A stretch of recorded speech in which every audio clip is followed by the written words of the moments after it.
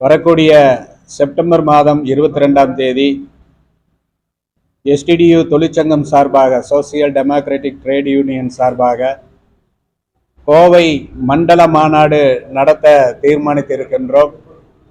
அந்த மாநாட்டை ஊடகவியலாளர்கள் அனைவரும் விளம்பரப்படுத்தி எங்களுடைய மாநாட்டை வெற்றியடைய செய்ய வேண்டும் என்ற நோக்கத்தில் தங்களை அழைத்திருக்கின்றோம்.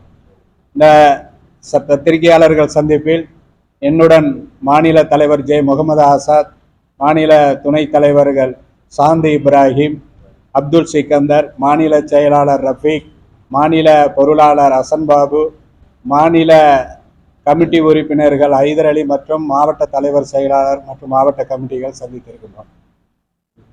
சகோதரர்களே, இந்த மாநாடு ஒரு ஆரம்ப கோரிக்கையை வலியுறுத்தி இந்த மாநாட்டை நடத்துகின்றோம். தொழிற்சங்கத்துடைய STDU தொழிற்சங்கத்துடைய பிரம்மாண்டமான மாநாடாக கோவை மாவட்டத்தில் நடத்த இருக்கின்றோம்.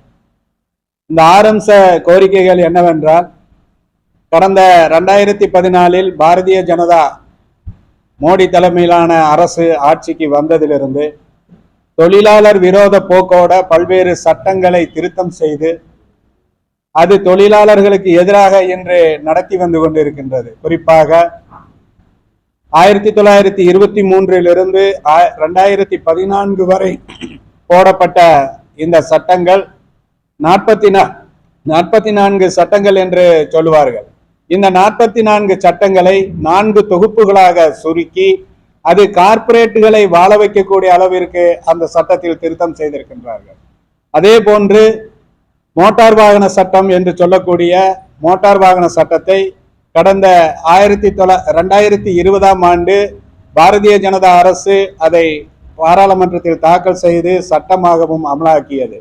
தமிழக அரசு கூட 2022 டிசம்பரில் அந்த சட்டத்தை அமல்படுத்தியது.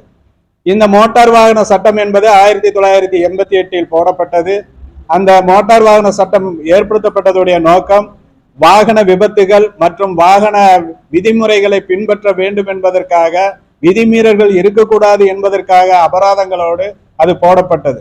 ஆனால் இப்பொழுது ஆட்சியில் இருக்கக்கூடிய பாரதிய ஜனதா அரசு கடந்த 2வது முறை 2019 ஆட்சிக்கு வந்த உடனேயே இந்த மோட்டார் வாகன சட்டத்தை திருத்தம் செய்து 500 ரூபாய் அபராதம் விதித்ததை எல்லாம் 5000 ரூபாய் என்று